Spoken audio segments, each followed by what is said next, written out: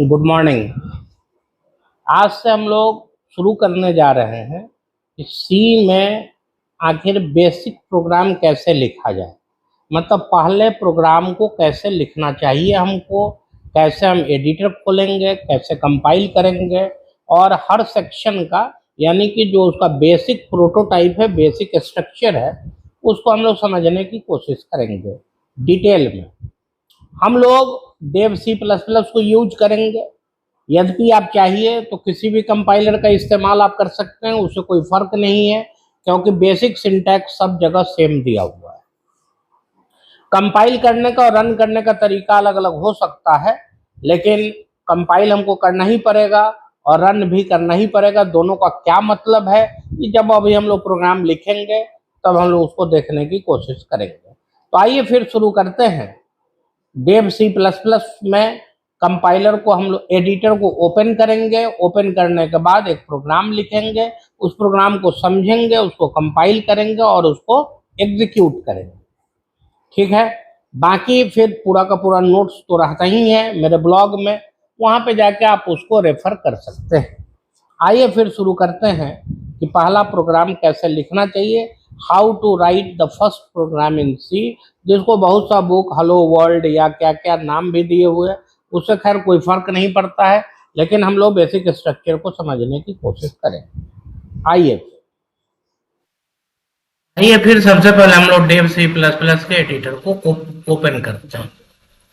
जैसे आप ओपन करेंगे आपको इस तरह का एक स्क्रीन दिखेगा। अभी हमने तुरंत आपसे कहा भी है कि अलग अलग कंपाइलर में हो सकता है एडिटर खोलने का तरीका अलग हो, एडिटर का इंटरफेस अलग हो, कंपाइल करने का तरीका अलग हो और एग्जीक्यूट करने का तरीका अलग हो, लेकिन सिंटैक्स पे कोई फर्क नहीं पड़ता है। यहाँ पे लोग फाइल में जाएंगे, न्यू करेंगे और न्यू में यहाँ साफ झलक रहा है आपको सोर्स फाइल। सोर्स फाइल पे जैसे जाएंगे अब हम टाइप करना शुरू करते हैं। हर लाइन का क्या मतलब है अभी खैर हम लोग आएंगे उस पर। हम एक छोटा सा प्रोग्राम पहले लिखना चाह रहे हैं ताकि हम लोगों को यह समझ में आ जाए कि बेसिक स्ट्रक्चर क्या होता है। ठीक है, इसी तरह से आप लोग भी लिखेंगे तो आपको समझ में आ जाएगा कि चाहे प्रोग्राम एक लाइन का हो, चाहे प्रोग्राम 10,000 लाइन का हो, इतना बेसिक बात हम लोग लिखते ही हैं। ठीक है ना।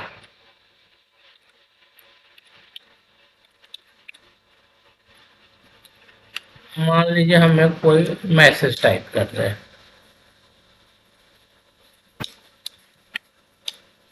ठीक है, एक ही लाइन का कोडिंग है इसलिए हमने इसको लिख दिया। इधर नीचे में हमने लिख दिया रिटर्न। ठीक है, अब इसके बाद इसको हम लोग सेव कर लेंगे। सेव करते समय आपको मालूम ही होगा कि फोल्डर हम लोग अपना सेलेक्ट कर लेते हैं, जिस फोल्डर में हमको रखना हो उसमें हम लोग उसको रख लेंगे। रखने के बाद वहीं पे हम लोग काम करेंगे। जैसे हम इसी में चले गए और हमने यहाँ कुछ नहीं किया, हमने यहाँ एक मेरा डायरेक्टरी है सुनील नाम का, इसको हमने क्लिक किया। यहाँ पे जा कर के हमने इसका नाम, चूँकि यह पहला प्रोग्राम है इसलिए हमने कर दिया फर्स्ट, और चूँकि एक्सटेंशन इसका सी होता है इसलिए डॉट सी के नाम से सेव कर फर्स्ट डॉट सी। चूँकि आपको मालूम है कि फाइल चाहे जिस किसी भी एनवायरनमेंट का हो वहाँ पे एक्सटेंशन हमको अप्रोप्रिएट देना पड़ता है। ठीक है, अब इसके बाद हम लोग क्या करेंगे, इसको जब आप यहाँ जाएंगे तो यहाँ पे देखिए बहुत सा ऑप्शन है, कंपाइल है, रन है, कंपाइल एंड रन है। क्योंकि हमको कंपाइल भी करना और रन भी करना है तो फिर चलिए पहले हम लोग कंपाइल करते हैं। जब हम लोग कंपाइल करेंगे तो आप देखिएगा नीचे कुछ मैसेज यहाँ आ रहा है, एरर 0 है, वार्निंग 0 है। इसका मतलब हुआ कि जो हमने प्रोग्राम लिखा है, जो हमने सिंटैक्स या जो हमने स्टेटमेंट लिखा है इसमें कोई एरर नहीं है। अब इसके बाद हम लोग इसको रन कर सकते हैं। रन जब आप करेंगे तो आप देखिए यहाँ पे उसका मैसेज आ रहा हेलो हाउ आर यू, या उसी तरह का मैसेज है जो आपका यहाँ पे आ रहा था। देख लीजिए आप, हेलो हाउ आर यू, यह हो गया इसका एग्जीक्यूशन। अब हम लोग एक एक लाइन को समझने की कोशिश करेंगे कि आखिर इसका बेसिक पर्पस क्या है। चलिए यहाँ से शुरू करते हैं इस स्टेटमेंट। यह जो प्रिंटफ है बेसिकली इसका काम है प्रिंट करना स्क्रीन पर। सी के बारे में एक बात आप जान लीजिए कि सी केस सेंसिटिव प्रोग्रामिंग लैंग्वेज। यहाँ पे दो पर्टिकुलर सेक्शन आप लिखते हैं, किसी भी प्रोग्रामिंग में हम दो पर्टिकुलर सेक्शन लिखते हैं। एक जिसके लिए एनवायरनमेंट जवाबदेह है, जिसको हम लोग ग्रामर बोलते हैं, उसके साथ छेड़छाड़ नहीं हो सकता है। अगर आप चाहिए तो आप यूज कीजिए उसको, लेकिन जो मीनिंग दिया गया उसी मीनिंग के लिए आपको यूज करना पड़ेगा। ठीक है। जैसे यह जो हमारा प्रिंटफ है, यह असल में इनका एक प्रीडिफाइंड फैसिलिटी है जिसका यूज हम लोग करने जा रहे हैं। ठीक है। लेकिन यह जो अंदर में जो लिखा हुआ डबल कोटेशन मार्क में, यह सेक्शन हमारा है, यह सेक्शन यूजर का सेक्शन है। यहाँ पे हम जैसे लिखेंगे प्रिंट भी उसी तरह से करेगा, और यहाँ सी हमको किसी भी तरह का वार्निंग नहीं देगा, क्योंकि सी को इससे कोई मतलब नहीं। ठीक है। तो प्रिंटफ आपने लिखा, प्रिंटफ एक फंक्शन है। फंक्शन का मतलब होता है कि फिर यह कुछ ना कुछ काम करेगा। बेसिकली ये जो प्रिंटफ है, इसका बेसिक पर्पस क्या है? तो इसका बेसिक पर्पस है कि जो स्टेटमेंट या जो इंस्ट्रक्शन यूजर लिखता है उसको मॉनिटर पे प्रिंट करा देना है। ठीक है। अब आइए जरा ऊपर से हम लोग देखने की कोशिश करते हैं कि इसका क्या सेंस है। अभी हम लोगों ने कहा कि प्रिंटफ हमारा एक फंक्शन है, या असल में लाइब्रेरी फंक्शन है। लाइब्रेरी फंक्शन इसलिए बोल रहे हैं क्योंकि यह ऑलरेडी लिखा हुआ है। ठीक है। खैर, लाइब्रेरी फंक्शन को समझने से पहले हम एक जनरल लाइफ का आपको एग्जाम्पल दे रहे हैं, उसके बाद जीवन भर कभी आपको डाउट नहीं होगा। होता क्या है कि मान लीजिए कि हमने आपसे कहा कि आप जाइए और खाना खाइए। ठीक है। खाना एक फंक्शन है। खाना खाने से पहले खाना का बनना जरूरी है साहब। या तो खाना हम बनाएंगे या हम किसी होटल में चले जाएंगे। अगर हम खाना खुद से बनाएंगे तो उसको हम लोग बोल सकते हैं यूजर डिफाइंड फंक्शन, मतलब कि ऐसा फंक्शन, ऐसा खाना जिसका डिफिनीशन मैंने दिया है। अब अगर मसाला कम हो, नमक अधिक हो जाए, तेल अधिक हो जाए, इस सब के लिए हम जवाबदेह हैं, इसके लिए और कोई व्यक्ति जवाबदेह नहीं है। दूसरा तरीका क्या है कि हमको खाना खाना भी है और हमको बनाना भी नहीं है, तब हम किसी होटल में अपने आप को एसोसिएट कर लेंगे। वह होटल वाला भी खाना बना के रखा होगा। देखिए, खाना खाने से पहले खाना का बनना जरूरी है, चाहे खाना हम खाएं चाहे खाना फिर होटल वाला बनाए। अब सवाल यह है कि वह जो होटल है वह खाना कैसे बनाया है, उसका क्या प्रोसेस था, उसका क्या प्रोसीजर था, न हम जानते हैं न हम जानना चाहते हैं। दोनों बात है, न हम जानते ही हैं न हम जानना चाहते हैं सर। लेकिन हमको तो वहाँ एसोसिएट होना पड़ेगा। उसी तरह से यह जो प्रिंटफ फंक्शन है, इसका काम हम जानते हैं। जैसे होटल में हम जाएंगे तो मेनू जब आएगा तो हमको मालूम है कि अगर हम चिकन चिल्ली ऑर्डर करेंगे तो फिर चिकन चिल्ली की तरह का कोई चीज़ हमारे पास आ जाएगा, यह फिक्स है। लेकिन वह चिकन चिल्ली उसने कैसे बनाया है, बासी है, फ्रेश है, हमको कुछ न हम जानते हैं न हम जानना चाहते हैं। उसी तरह से यह जो प्रिंटफ है, अगर यह प्रिंट कर रहा है तो निश्चित रूप से यह अपने आप कोई मैजिक तो होगा नहीं जहाँ प्रिंट कर दे। यह कैसे प्रिंट करेगा, यह कहानी यहाँ लिखा हुआ है। कहाँ पे? studio.h में। अब आप बोल सकते हैं कि यह जो studio.h है यह एक होटल है जिसमें प्रिंटफ नाम का फंक्शन रखा हुआ है, पहली बात। दूसरी बात यह है कि न हम प्रिंटफ कैसे काम करता है, हमारा इंटरेस्ट इसमें नहीं है। प्रिंटफ क्या काम करता है, हमारा इंटरेस्ट सिर्फ उसमें है। अब बाकी सारा कहानी यहाँ लिखा हुआ है। अगर आपको किसी भी प्रीडिफाइंड एंटिटी का यूज करना हो, फंक्शन का यूज करना हो, सर्विस का यूज करना हो, तो आपको उसको इंक्लूड करना पड़ेगा। तब जाकर के, क्योंकि अभी तुरंत हमने कहा कि अगर हमको खाना, अगर होटल में अगर खाना होगा तो हमको अपने आप को होटल के साथ एसोसिएट करना पड़ेगा। उसी तरह से प्रिंटफ अगर यूज करना है तो हमको इस studio.h के साथ अपने आप को इंक्लूड करना पड़ेगा, जिसके लिए यह स्टेटमेंट हमको लिखना पड़ता है। यह जो हमारा प्री प्रोसेसर है, इसका अपना एक पर्पस है। पर्पस क्या है कि किसी भी प्रोग्राम को जब हम लिखते हैं तो हमारे पास 3 स्टेप है। समझ लीजिए इसको ध्यान से। सबसे पहले एडिटर खोलना, फाइल को सेव करना, यह पहला स्टेप। दूसरा, इसको कंपाइल करना, और तीसरा, इसको एग्जीक्यूट करना। यह जो प्री प्रोसेसर है, यह असल में प्री प्रोसेसर माने किसी भी प्रोसेस के शुरू होने से पहले ही यह काम कर जाएगा। क्योंकि जब हम प्रोग्राम को कंपाइल करेंगे तो बेसिकली कंपाइलर का दो पर्पस, इसको आप ध्यान से समझिए। पहला यह पर्पस है कि जो आपने लिखा है यहाँ पे, यह सी के ग्रामर से मेल खाता है कि नहीं। जैसे अगर कोई आदमी यहाँ अगर प्रिंटफ में एफ को कैपिटल लिख दे, मान लीजिए उसने कहा कि चलिए हमारा मन है हम साहब एफ छोटा में नहीं लिखेंगे। देखिए जैसे हम इसको कंपाइल करेंगे कि फिर यह यहाँ एरर देना शुरू कर दिया। असल में कंपाइलर का यह एक पर्पस है कि वह ग्रामेटिकली हमारे इंस्ट्रक्शन को चेक करता है, और अभी तुरंत हमने कहा कि ग्रामर के साथ कोई छेड़छाड़ नहीं हो सकता है। इंट मेन के बगल में अगर यह डब्बा खोलना और बंद करना, आपको खोलना और बंद करना ही पड़ेगा। कर्ली ब्रेसेस ओपन करना है, बंद करना आपको करना ही पड़ेगा। इसी के अंदर आपको लिखना है तो लिखना ही पड़ेगा। ये सब रूल है, इसको हम जितना जल्दी सीख जाएं वो ज़्यादा बेहतर है। और इसमें ट्रायल एंड एरर करने से आपको कोई फ़ायदा नहीं है, क्योंकि अंत में आपको ग्रामर को फॉलो करना ही पड़ेगा। यह हो गया इसका main responsibility as a programmer हमारे लिए। लेकिन होता क्या है कि आज भी जो सिस्टम है हमारा, या लो लेवल प्रोग्रामिंग लैंग्वेज को ही समझता है, मतलब मशीन लैंग्वेज। क्लियर है? ऐसे केस में अगर मशीन लैंग्वेज में अगर हम लिखना चाहें तो बड़ा डिफिकल्ट होगा साहब, क्योंकि वो आज भी बाइनरी फॉर्मेट समझता है 0-1। हमने तो इसको इंग्लिश लाइक्ड लैंग्वेज में, जिसको कि हम लोग हाई लेवल लैंग्वेज बोलते हैं। हाई लेवल इसलिए क्योंकि कंप्यूटर के लिए यह हाई है, हमारे लिए लो है, क्योंकि यह इंग्लिश लाइक्ड लैंग्वेज। इसके लिए हमको एक कन्वर्टर चाहिए, एक ट्रांसलेटर चाहिए, जो हमारे इंस्ट्रक्शन को उस कोड में चेंज कर देगा जो कोड मशीन को समझ में आता है।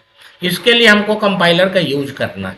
कंपाइलर करेगा क्या इसको मशीन के समझने लायक इंस्ट्रक्शन में कन्वर्ट कर देगा।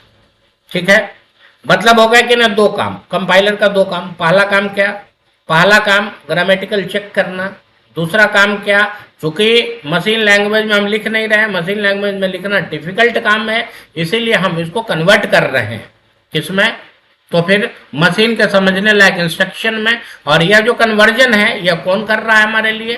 तो कंपाइलर का। क्लियर है? यह हो गया कंपाइलर का काम। एक बार जब यह कंपाइल हो जाएगा तब उसके बाद हमारा आगे का प्रोसेस होता है।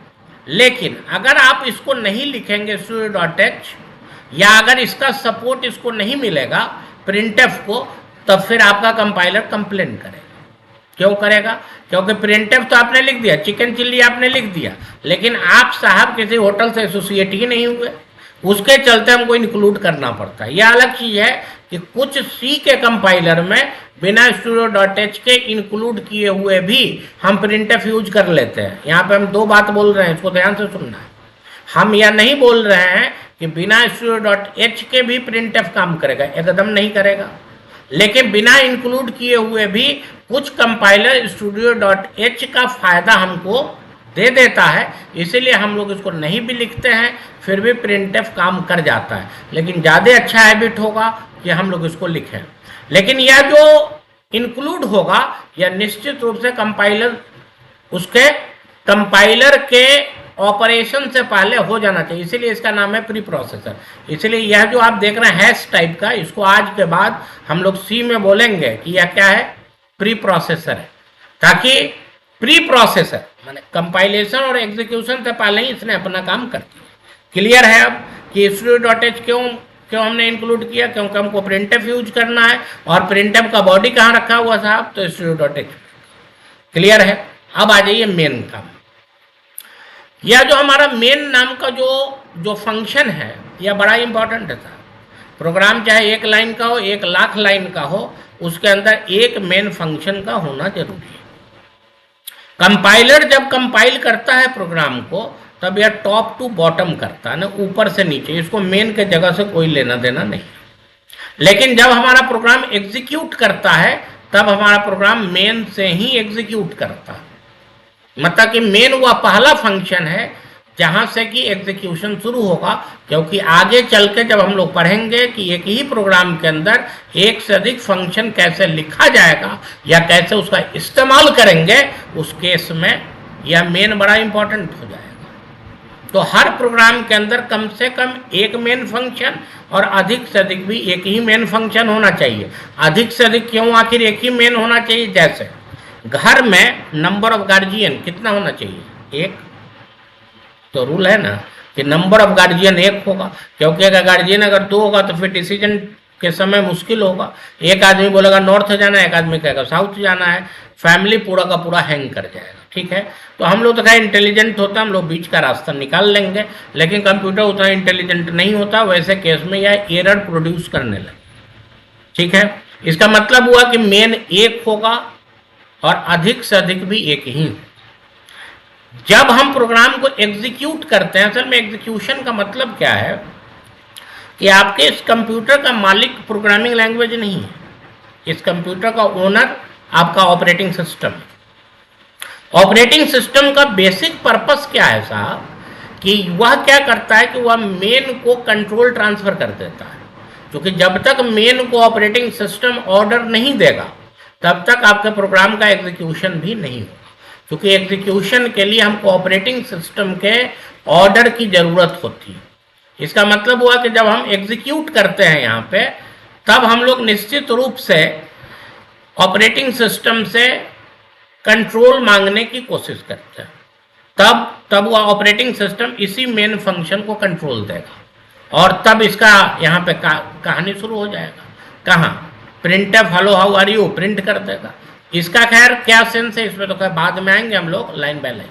ठीक है, अब होता क्या है कि न किसी यह भी हमारा एक फंक्शन है। एक बात ध्यान रखिएगा कि जहाँ भी यह साइन हो या इसी का ये बड़ा वाला साइन, मतलब कि ओपन और क्लोज अगर पैरेंथेसिस दिया हुआ है, इसका मतलब है कि वह एंटिटी कुछ नहीं है सिवाय फंक्शन के। वह क्या है? सिर्फ फंक्शन है। फंक्शन का मतलब हुआ वह कुछ ना कुछ फंक्शन करेगा। जैसे प्रिंटफ क्या करेगा ये तो खैर यहाँ दिया हुआ है, लेकिन मेन क्या करेगा इसका डिसीजन हम कर रहे हैं। इसका डिसीजन हम लोग कर रहे हैं कि भाई इसको यहाँ करना है। इसीलिए मेन को हम लोग बोलते हैं यूजर डिफाइंड फंक्शन। प्रिंटफ क्या है? लाइब्रेरी फंक्शन है या प्रीडिफाइंड फंक्शन है, लेकिन मेन क्या है? यूजर डिफाइंड है। अब जैसे हम यूजर डिफाइंड बोलते हैं कि हमारे बच्चे कंफ्यूज कर जाते हैं कि सर अगर यह यूजर डिफाइंड फंक्शन है तब तो इसका नाम सर बदल दीजिए। फिर आगे मैंने फंक्शन क्यों रखें साहब इसका नाम? इसके पीछे भी लॉजिक। देखिए, मामला अगर दो आदमी के बीच में हो, जैसे मामला हमारे और आपके बीच में अगर हो, तो हम लोग आज से खाना क्या है? यूजर डिफाइंड फंक्शन, क्योंकि सिर्फ उसका नाम है खाना, बाकी सब काम तो हम ही को करना पड़ता है, भगवान तो कुछ दिए नहीं उसके लिए। तो तब वह क्या है? यूजर डिफाइंड फंक्शन है। वैसे केस में अगर हम लोग दो आदमी मिलकर आज से खाना को नहाना कहना शुरू कर दें कि चलिए नहा लेते हैं, हमको आपको दिक्कत नहीं होगा। लेकिन मान लीजिए कि जाड़े का रात हो और रात के 10 बजे हम लोगों का कोई एक मित्र आ जाए और अगर हम लोगों ने उसको बोल दिया कि आओ चलो नहा लो, तो उसको यह कन्फ्यूजन हो सकता है कि इस घर का यह ट्रेडिशन या परंपरा है कि खाना खाने से पहले नहाना पड़ता है, और अगर गेट खुला रहेगा वहाँ से भाग चलेगा। मतलब हुआ कि जैसे थर्ड पार्टी आएगा कन्फ्यूजन शुरू हो जाएगा। यह जो मेन फंक्शन है इसका इस्तेमाल कौन कर रहा है? अभी तुरंत हम लोग बोल रहे थे इसका मेन इसके नाम का इस्तेमाल कौन कर रहा है साहब? तो ओएस कर रहा है, ऑपरेटिंग सिस्टम कर रहा है। और ऑपरेटिंग सिस्टम जिस फंक्शन की तलाश करता है उसका नाम मेन फंक्शन होना जरूरी है। उसका नाम मेन फंक्शन होना जरूरी है साहब। अगर मेन नहीं होगा तो आप जान लीजिए तो ऑपरेटिंग सिस्टम कंट्रोल भी नहीं देगा। इसका मतलब हुआ कि यूजर डिफाइंड रहते हुए भी इसका नाम बदला नहीं जा सकता। क्लियर है? अब आ जाइए, किसी भी यूजर डिफाइंड फंक्शन को जब आप लिखेंगे तो एक कर्ली ब्रेसेस आप यहाँ ओपन करेंगे, इसके अंदर इसके पूरे बॉडी को लिख देंगे और बाद में इसको बंद करेंगे। इस सब का सब ग्रामर है, इसके साथ कोई छेड़छाड़ नहीं हो सकता, एकदम नहीं। ठीक है, अब आ जाइए जैसा हम लोग देखें यह जो हमारा प्रिंटफ है इसके बाद में भी सेमीकोलन, इसके बाद में भी सेमीकोलन। जैसे इंग्लिश में हम लोग फुल स्टॉप लगाते हैं ना, ताकि स्टेटमेंट बंद हो गया, सेंटेंस बंद हो गया, एंड हो गया। उसी तरह से स्टेटमेंट को यहाँ एंड करने के लिए सेमीकोलन दिया हुआ है। यह भी एक रूल है, हम और आप इसको चेंज नहीं कर सकते हैं, यह संभव नहीं है। ठीक है। इसके बाद होता क्या है कि जब आपका कंपाइलेशन हो जाएगा तब उसके बाद लिंकर आता है। लिंकर का काम क्या है कि प्रिंटफ को उठाएगा आपके यहाँ पे और studio.h के साथ इसको एसोसिएट कर देगा। क्योंकि ये studio.h बहुत बड़ा डोमेन है, बहुत सारा फंक्शन दिया हुआ है, ताकि रन करते समय प्रिंटफ को कहीं कोई कन्फ्यूजन नहीं। ठीक है। इसके बाद जितना स्टेटमेंट होगा सब में सेमीकोलन, तो आप बोल सकते हैं सर यहाँ भी सेमीकोलन लगा दीजिए। यहाँ पे अगर आप सेमीकोलन लगा देंगे साहब, मान लीजिए लगा दिया, इसका मतलब हुआ कि फिर फंक्शन को आपने वहीं पे एंड कर दिया। अब आप देखिए, अब जो ना यह जो पूरा का पूरा जो बॉडी है ना, इसका कोई मतलब है नहीं रह गया। या उसी तरह का केस हो गया कि जैसे आप किसी पेशेंट को लिए चले जा रहे हैं हॉस्पिटल, रास्ता ही में गला पे पैर रख दिए, बाद में ले जा करके उसको ऑक्सीजन आप साहब दिलवा रहे हैं, क्या फ़ायदा होगा? इसलिए उसको थोड़ा अपना IQ भी इस्तेमाल करना है। अगर उसका लाइफ वहाँ ख़त्म नहीं हो रहा है तो फिर वहाँ सेमीकोलन नहीं होगा, जो धीरे धीरे प्रैक्टिस के बाद हम लोग समझते चले जाए। ठीक है। इसके बाद है कि यह केस सेंसिटिव प्रोग्रामिंग लैंग्वेज है। जो चीज़ छोटा में लिखना है छोटा ही में लिखिए, बड़ा में लिखना है बड़ा ही में लिखिए साहब, इसके साथ छेड़छाड़ नहीं हो सकता। हाँ, अंदर में जहाँ पे यूजर डिफाइंड है सेक्शन, यहाँ पे आपको यह पावर दिया गया है कि आप जैसे मन करे आप इसको लिख सकते हैं। बड़ा लिखिए, छोटा लिखिए, नंबर लिखिए, जैसे लिखिएगा या प्रिंट करें। ठीक है। इसके बाद जो इम्पोर्टेंट चीज़ है वह सबसे अधिक जो इम्पोर्टेंट है वह यह है कि ना एक प्रोग्राम के अंदर एक से अधिक फंक्शन का नाम सेम नहीं हो सकता है।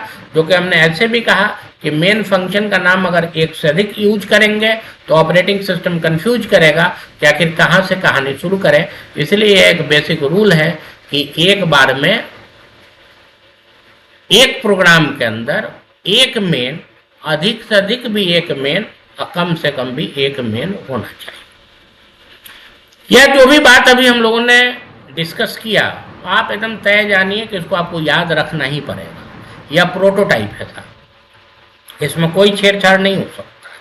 समझ गया ना, जैसे लिखा हुआ वैसे। चलिए यहीं पे खैर एक और पॉइंट हम लोग डिस्कस अभी कर लेते हैं कि आखिर यह जो है केस सेंसिटिव क्यों। केस सेंसिटिव का मतलब होता है कि इसको अपर केस और लोअर केस में फ़र्क मालूम। जैसे हमारे और आपके लिए छोटा ए और बड़ा ए में कोई खास फर्क नहीं है। लेकिन यहाँ क्या है कि जब आप कैरेक्टर लिखते हैं तो बेसिकली उसका एक नंबर सेव होता है, नंबर यूज होता है उसका। उस नंबर को हम लोग ASCII कोड बोलते हैं। जैसे बड़ा वाला ए अगर आप लिखते हैं तो उसका मतलब सिस्टम के लिए 65 है, और छोटा वाला ए अगर आप लिखते हैं तो उसका मतलब 97 है। दोनों में फर्क, 65 अलग है और 97 अलग है साहब। इसीलिए यह केस सेंसिटिव, इसीलिए इसको बड़ा और छोटा का नहीं है, इसको है कि चूंकि यह ASCII कोड पे काम करता है और बड़े कैरेक्टर का ASCII कोड अलग है, छोटे कैरेक्टर का ASCII कोड अलग है।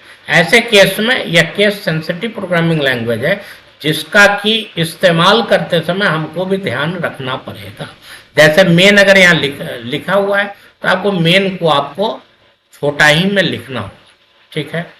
अब देखिए एक और चीज़ जिसका इस्तेमाल नहीं करना फिर भी हम बोल दे रहे हैं, अगर आप चाहिए तो पूरा का पूरा ये जो मेन है नहीं, इसको आप एक ही लाइन में आप लिख सकते हैं। जैसे कहने का क्या मतलब है इसको पहले आप समझिए। मान लिया कि यही आपका रिटर्न 0 है, इसको उठा के हम यहाँ ले गए, इससे कोई फर्क नहीं पड़ेगा। आप इसको रन करके देख लीजिए, बिल्कुल सही काम करेगा, क्योंकि यह फ्री फॉर्म प्रोग्रामिंग लैंग्वेज।